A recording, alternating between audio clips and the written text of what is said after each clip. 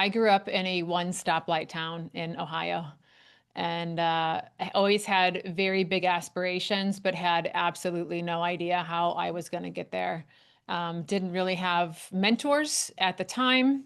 Wasn't really a big reader. Just had a burning desire to want more for my life, and encountered imposter syndrome probably at every single turn. I decided to get a pre-med undergrad and an MBA, and I landed in the medical device industry. And I climbed the ranks through Johnson and Johnson. I was a rep there, then moved on to disruptive technology, intuitive surgical, the Da Vinci robot, a startup out of New York called Immocore. And then my final gig was at a company called Hologic, where we launched 3D mammography, finding breast cancers up to 42% more breast cancers up to 18 months earlier. And that after 15 years in corporate America, I just had always felt like there was more for me. I just had absolutely no idea what that thing was going to be.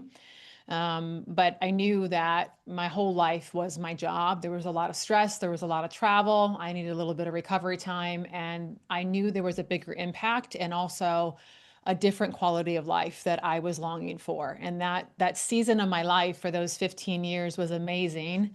The tiger that was chasing me, that I was running from, was financial freedom. I wanted to have more financial freedom than I had experienced growing up.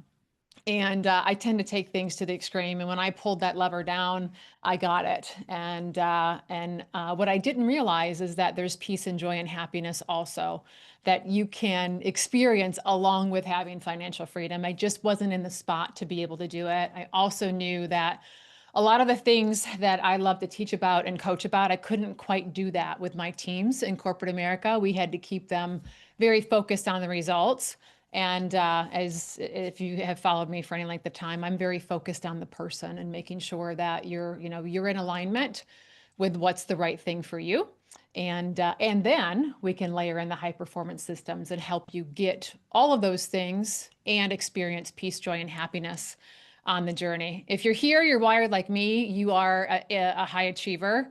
And that's just a different breed. And it's hard for us to turn it off. And I don't really think that you have to turn it off. You just have to find ways to enjoy and get the balance in your life. And in order to have balance, you have to understand what's important and what's not important, what gets your attention and what doesn't get your attention. This is a topic that I'm asked to talk about quite frequently. And it really is the mechanisms behind how I address imposter syndrome is the first place that I always start. I now coach. So I left corporate America almost 7 years ago, and I coach CEOs, entrepreneurs, and I also coach artists, celebrities in Nashville. And so when I'm asked to come in, usually there's something going on, and I'm going to show you exactly what it is. And I think that it's going to help you tremendously along your journey as well. So, what is imposter syndrome? Imposter syndrome is a psychological pattern where high achievers doubt their capabilities, they feel like frauds, and they fear being exposed, even in the face of having a lot of evidence that they do belong and that they do have success in this particular category. So it's not proof that you're not doing enough when you feel imposter syndrome. It's actually proof that you're expanding and you're about to rise up into a new level. And that reframe alone can change absolutely everything. You just need the mechanics to be able to get through that moment. But before we get into those mechanics and breaking down imposter syndrome and where it comes from, I want to talk about that thing. Like, are you ready for it? So if you've prepped, then it's probably imposter syndrome. If you haven't prepped, then maybe, like, before we put this label of imposter syndrome, maybe the question and the issue lies in your prep. Did you spend the appropriate amount of time prepping for this moment? Now, I'm not talking about over prepping. I'm not talking about obsession to the point where you're not yourself anymore. But did you put the reps in? Did you practice enough? Did you do the work? And have you shown up with integrity throughout the process? If the answer is no, then this may not be imposter syndrome.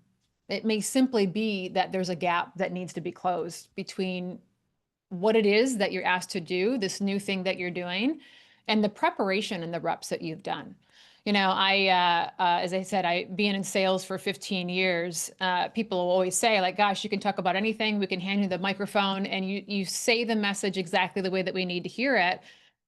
Well, I have that muscle built because I've spent years practicing my talk track, my openings, what happens in my face, what happens in my body in front of the mirror while I'm getting ready in the morning, while I'm driving to my appointments. I mean, I have worked this muscle at nauseum, and it doesn't mean that I still don't practice for things. Of course, I practice for anything that's new, and I have to get the motor warmed up as well every single time, right? If it's something big.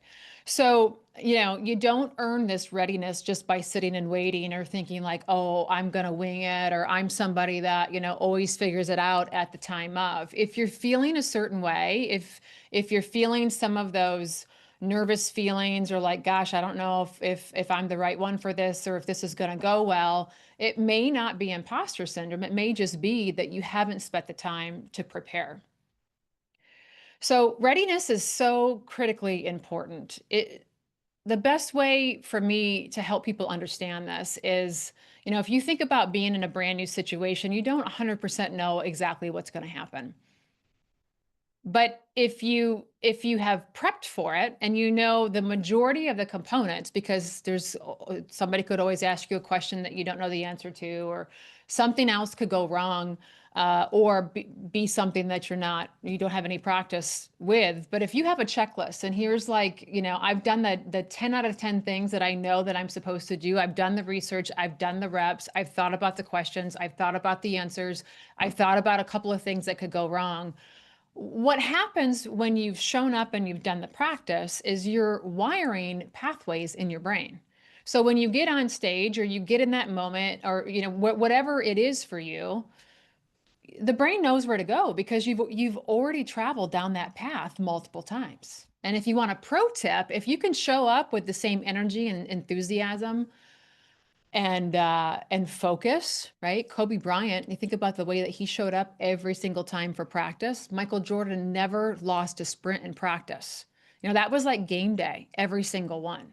Like that's a way to elevate things. But just as a minimum, you've done the practice and you've rewired your brain, you have those neural pathways. Then when you get in those situations, it's automatic. Your brain knows where to go. That's why we practice. That's why we have the readiness. So if any of this resonates with you, it may not be imposter syndrome. That may come later. It may just be that you need to spend the time to prep.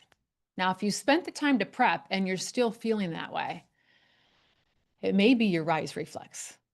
Now, we all have a rise reflex. If you have not heard of a rise reflex, if nobody's brought this to your attention before, it's a subconscious way of pulling ourselves back down to a set thermostat. It's a snapback. And every single one of us have it. Every single one of us is going to show up in a very unique way. And it's designed to pull us back down to the thermostat that our nervous system is comfortable being at. So this thermostat is set in childhood. Every time you rise above that thermostat, this sucker is going to kick in and it's going to try to pull you back down. So I'm not going to spend a lot of time on how the thermostat is set. This is a whole module, a whole week that we do in my Unleashed program. I do one-on-one as well. But let me give you some ideas, some starters of how this could get set. You could ask yourself, was there ever a time in childhood, think back, childhood, sports, within your family, first jobs, what happened when things were really good? Was there anything that happened that was negative when you did something really good? It could be something pretty significant, like it comes straight to your mind. It could be something really subtle, like you're sitting around the dinner table and it's time for everybody to share their report cards. And little sister goes first and she didn't do so hot and she's not very happy and she's embarrassed and she's sad. And so now it's time for you to share what your report card is and you are so freaking excited to share with your mom. You worked hard. Grades don't come easy to you. You worked exceptionally hard to get these good grades and you got straight A's.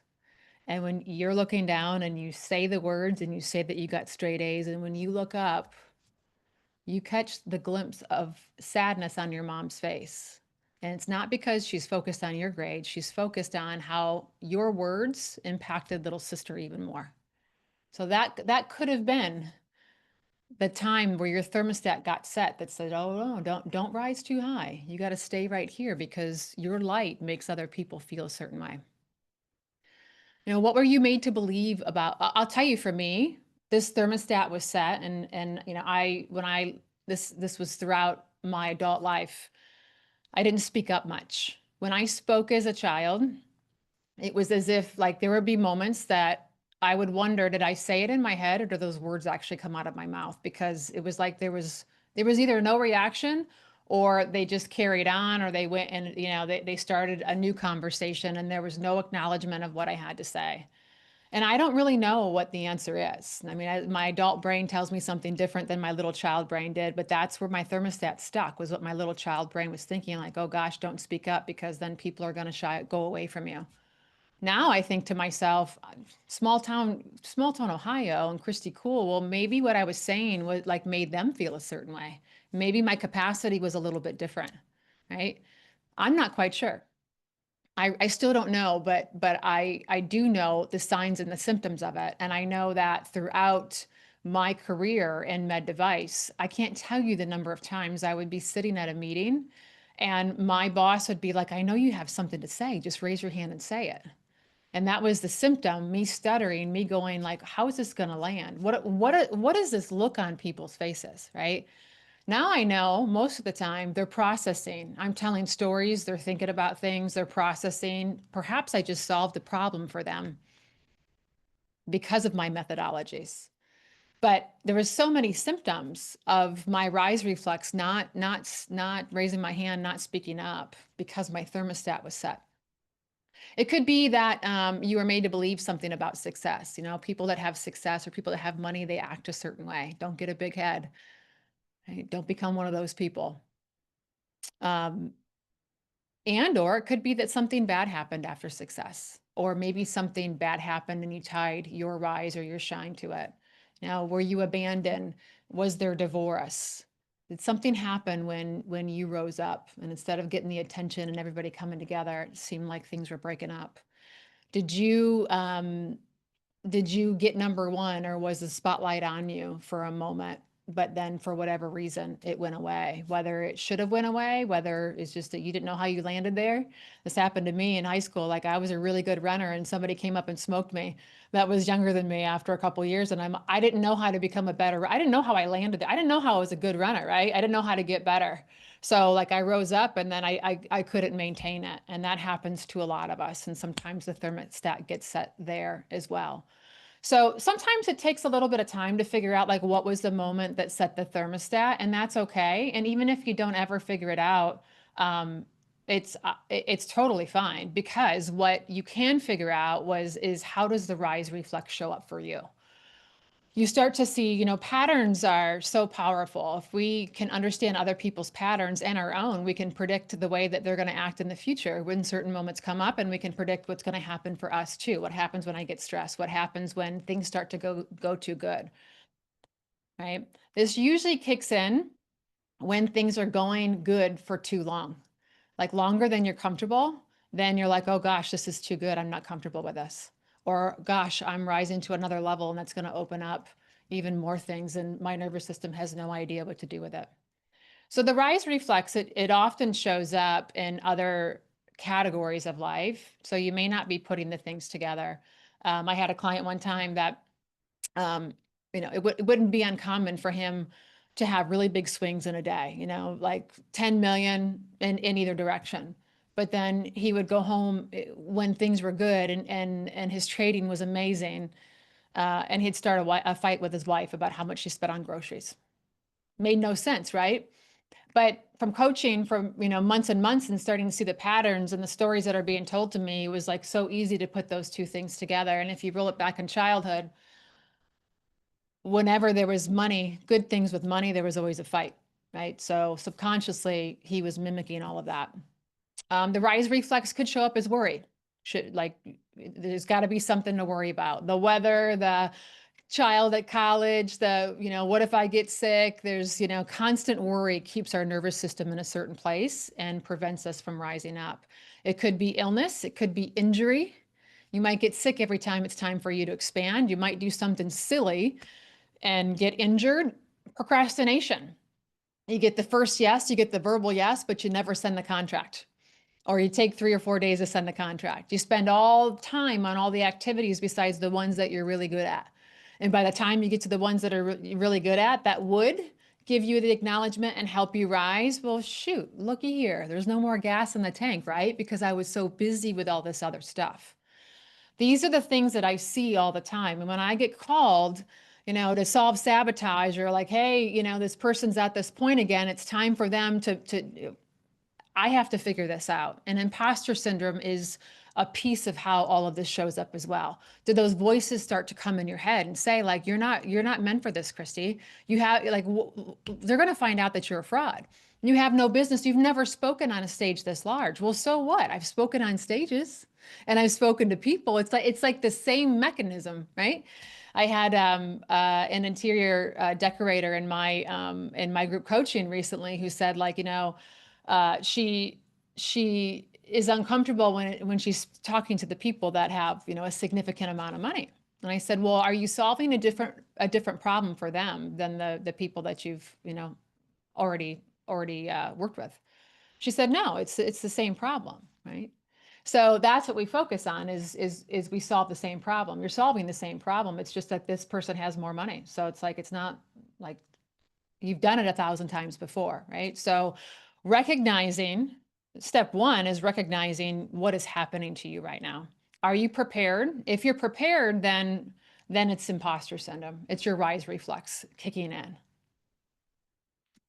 And its job is to cool things off and bring you back down to a thermostat that your nervous system recognizes. Like this thing has been well fed for how many decades? It wants to keep you right here because it knows what's coming. It knows what to do with it. She's been well fed, I always say. And so the only way to override it, only way to raise that thermostat is to hold the heat. And the way that we hold the heat, first step one is you name it. When you feel that starting to kick in, you name it. This is my rise reflex. Right?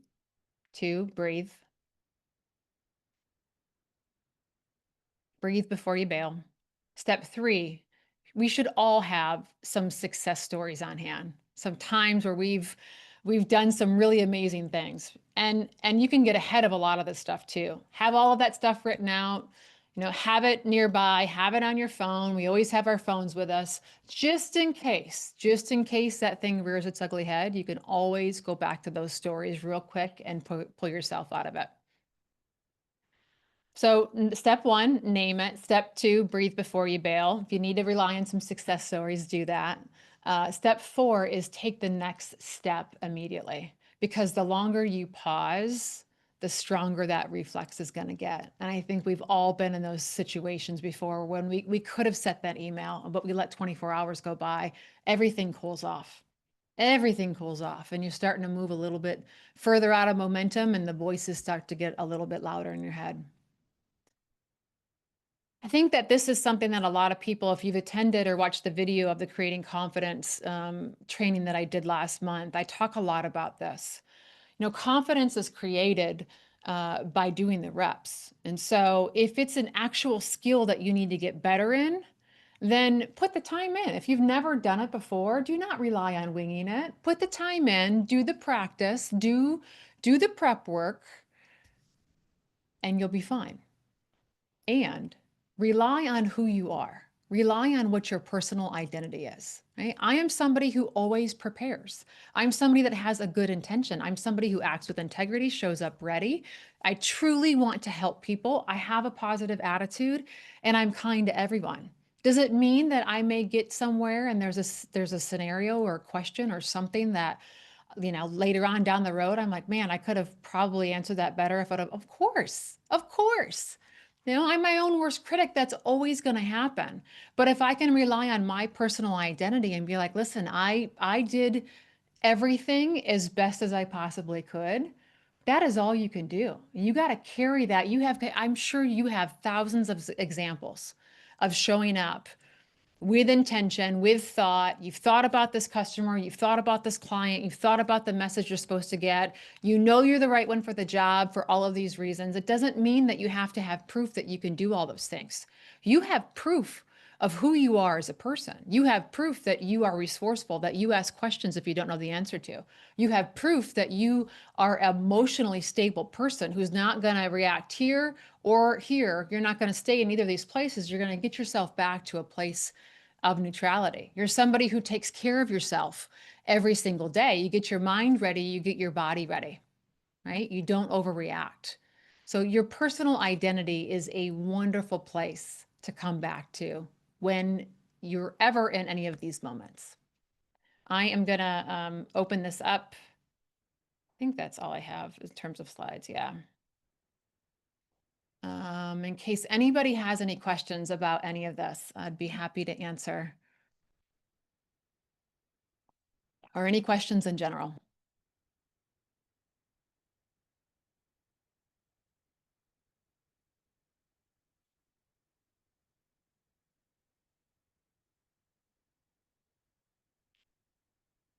Well, I hope this was helpful to you. If you're in this situation and you're feeling these feelings and you know that you're prepared for the moment, this is your moment to rise.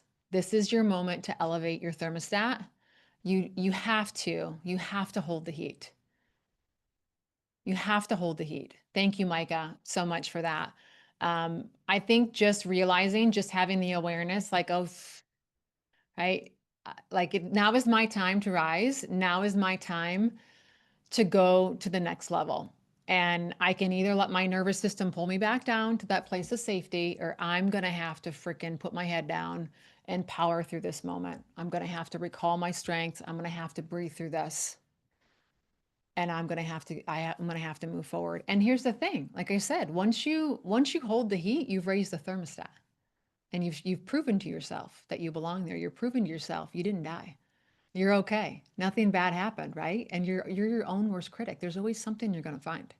Always something you're going to find. For anybody that, let me read these comments here. Yeah. Thank you, Micah, for that. I believe in short and sweet. The whole reason that I really stepped out from training people behind the scenes. I'm heading to Nashville now. It's CMA week. I have artists, big week performances. If you follow me on social, you may get a glimpse of a thing or two behind the scenes. But the reason why I stepped out from behind the scenes is because this message, my messaging, I believe, needs to get to everybody. And I want it to be short and sweet, like you said, Micah. Like, it's like, okay, I'm stuck. I just want to give you enough to get off this call and keep on going. And that's the whole reason why I launched my podcast, Keep Rising with Christy Cool. Because, when I was in that one stoplight town and I ventured out into this new world of med device, I was asking all these people all these questions. But what I didn't realize was that we're all competing against each other. And because they were answering my questions, but they were lying. They weren't telling me the truth. Like, everybody's pretending like they're on their boat. And I'm like, no, seriously, like how am I working 80 hours a week to be able to make this money and hit my number, but you guys aren't? Well, they were doing the same thing. They were just making it look a certain way. And so I believe that, personal development, like, we have to stay in movement. We have to keep ourselves in momentum. And the minute that you get the information that you need, get off the call, pause the podcast and move into action. We just have to keep moving. If anybody is interested, I have another cohort of Unleashed, my 12-week program for women that is starting in September. I can send you a link to fill out an application for that. Just a couple questions. We can jump on a call. I can tell you more about it. You can see if it's right for you, if it's not right for you. It's a very sacred container of women that are ready. They're ready to get real and go to the next level. And it'll blow your mind. If this blew your mind, the whole 12 weeks is like this, and we move into massive action. I also offer one-on-one coaching too, if you prefer that. Some people prefer that. Vicky, when you left corporate America, was it totally just your drive or anything else? I'm recently starting to find where I'm currently, they're no longer aligned with my core value. Yeah. Yeah. So core values is something that I didn't have any idea what a core value was. It's so easy to see the movie in reverse, and corporate America violated my core values every single day. I didn't trust the people that I was around. Truth, integrity, appreciation, respect are a big piece of my core values. They're never going to change. They're never, ever, ever going to change. And so for me to thrive, I want to be in an area like that. And one of the things that kept me in corporate America, Vicky, is I kept coming back. Like, I don't know about you, but I'm really hard on myself. And I kept coming back going like, I just need to get better. I need to get better being in an environment with people that I don't like, I don't trust. I just have to be, I have to be okay with that. She's okay with that. She's okay with that, right? And this is a big piece of my Unleash program as well, in the sense that when you know who you are, when you know exactly who you know what it's for you and you know what's not for you.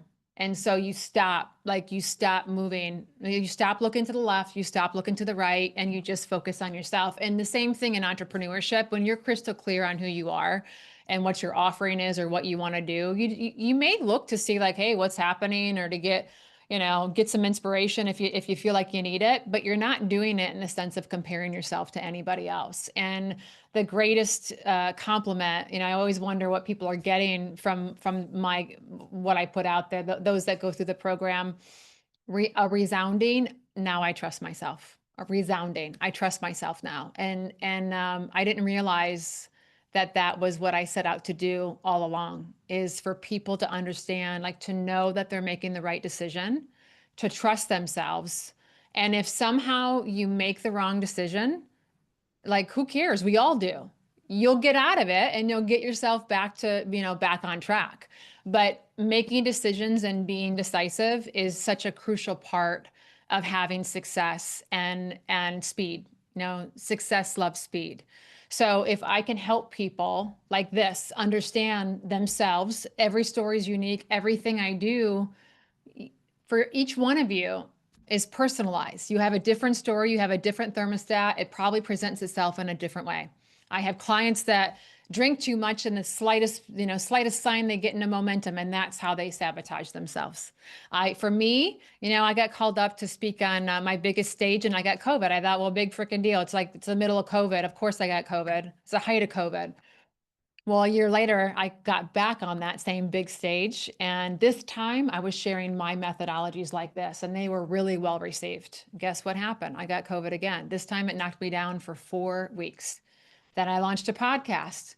I'm interviewing a huge name. Get done with the interview. The person wants to grab lunch. 3 hours later, they offer me an opportunity to sit on their board as an advisor. It's a 6-figure thing. And I'm starting to see that the more I speak, the more I'm seen as a peer to these people that I respected. I come home, guess what happens? I start to get sick again, right? That's one of mine. That's one of my rise reflexes. But I knew it. I knew it. And I told myself, you're not getting sick, Christy. This is your rise reflex, right? So everything is personalized. And that's what's so important about this, is you need to come back. You need to come back to your plan. You need to come back to core values. We spent a whole day on that. So trust yourself, Vicky. Trust that, start to think about where you feel good. Who are the people that you feel your best around? Where do you feel the most confident? Where does your energy radiate? You know, that's a signal. That is a sign. That's a sign of the type of environment that you need to be in your corporate environment. And I couldn't be this person. Like, I was, we were in the operating room. We were serious. I couldn't tell. I think I'm kind of funny. And like, I just don't take life all that seriously. I mean, I'm very much a go-getter and results driven, but I like to have a good time too. And being able to bring my energy and just like let it out. I couldn't do that in corporate America. I had to be a cookie cutter robot. And it's like, gosh, if I show this side, or I, am too much, what's going to happen here? If you feel like your energy is expansive when you think about something, you're like, oh yeah, or you just kind of like think like this, the body doesn't lie. Right. So those are things that you should have more of in your life. Like when I teach confidence, I'm like, well, who makes you feel good? Well, like, who makes you feel real shitty about yourself? Well, can we get them out of our life? Seriously, like it sounds simple, but sometimes it takes time to work our way out of work. It also is a little bit harder when you think about family. And so for me, that was a big thing. Family was the hardest thing. And what I had to realize was that I just don't share any of this other stuff with family. It never lands well. They don't understand it. They think it's too risky when I left corporate America, right? Think about small town USA. You save every penny, you don't take risks. And so and I'm very sensitive to energy. I would just feel like the energy would just be, right? And my mom's a massive worrier. You talk about what her rise reflex is. She's the person that would check the stove 5 times before we left, and then we'd have to circle the block, which in the country takes 20 minutes to go back in and check the stove again. It's like we already checked the stove, right? But for her, like she could never even be in the moment because her nervous system had to be all wound up over something like that. And I just don't want to be around that. So we have to be very mindful of who's around us, what we share, and set some boundaries and leaned into the environments, the things, the people, the places, the activities that are expansive, that make us feel like ourselves and make us feel really confident. So I hope this was helpful for you all. If I can be of any assistance, please let me know. Unleash starts in September. Um, and one-on-one, of course, there's capacity for that right now if you're interested in that. If not, I hope to see you on another one of these calls, or feel free to hit me up in the DMs. Thank you. Thank you so much for being here.